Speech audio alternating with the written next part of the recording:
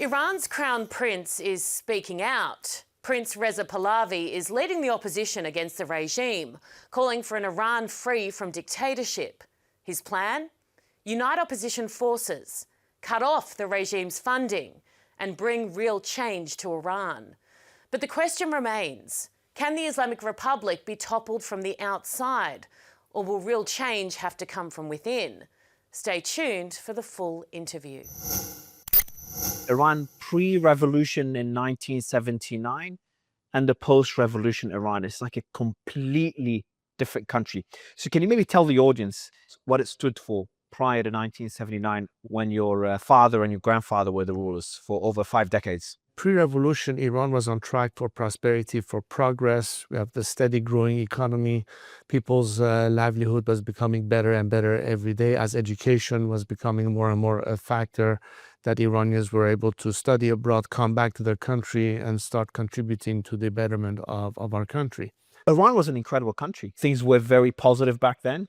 From an economical and social perspective, completely different. So give us an idea of how it was. We never had to face the kind of discrimination that this regime has created against different ethnicities or religious communities. Iran was a country where people of different faiths were living together in peace and in harmony.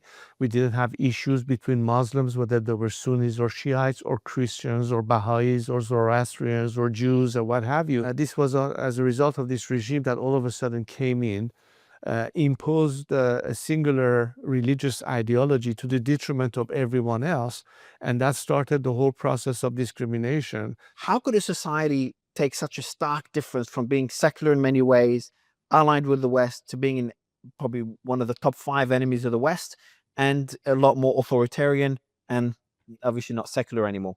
The way the regime took hold had its initial grounding into religious doctrine, in the sense that the revolutionary fervor was pretty much agitated and led by Khomeini, who brought in a concept that was in fact quite contrary to the tenets of Shiite religion. He pretty much stepped in claiming to be the sole representative of God on earth, and that everything was almost like nationalizing the church.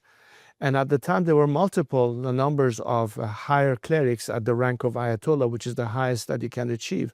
Khomeini, in fact, was a junior member of that cadre. All of a sudden, he propelled himself in a position, telling them, you no longer will have access to revenue to finance your own disciples. I will control every aspect. And he imposed, if you will, a dictatorship, a new religious dictatorship.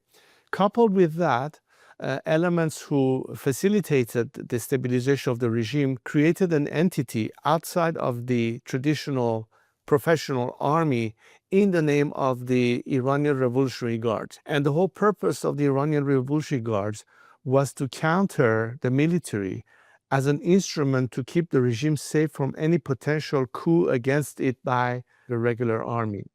It was initially designed to protect the regime from any potential threat coming from the regular army. And as you may remember, the war between Iran and Iraq broke out fairly soon after the revolution. And in fact, the role of the IRGC at the time was to keep in check the military at the borders as they were engaged in war against the invading Iraqi forces, creating a buffer, if you will.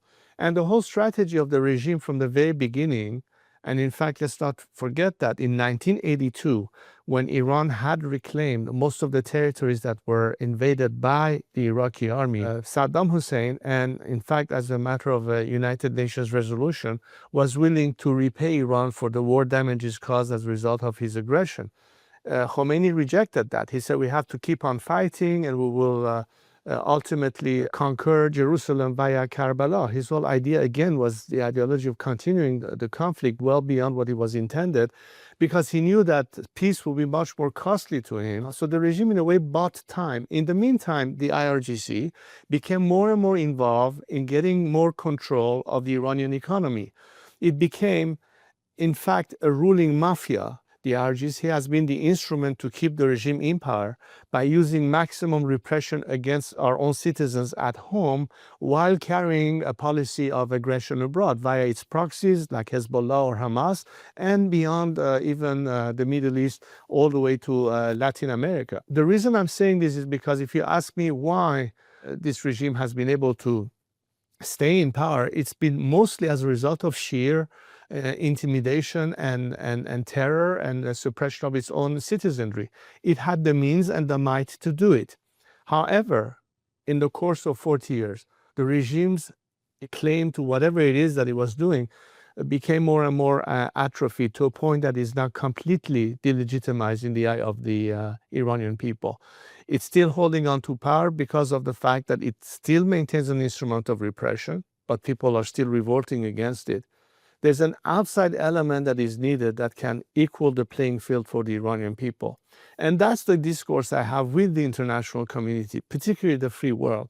Or why is it that you expect a change of situation in Iran if you're still conducting a policy of appeasement vis-a-vis this regime, rather than helping the Iranian people overcome this regime by giving them more direct support? Today, the Iranian currency is at its lowest devaluation ever. The most basic needs of society are not being provided. Businesses and schools have to be shut down. But the Iranian people are fighting. They are still resisting. They are still moving. By the time we reach about 5% of society totally mobilized, I think that's where you will see the shift completely occur. But there has to also be an element of external support to invigorate the people, to give them more means on a more equal field of be able to bring about change from within Iran against this regime.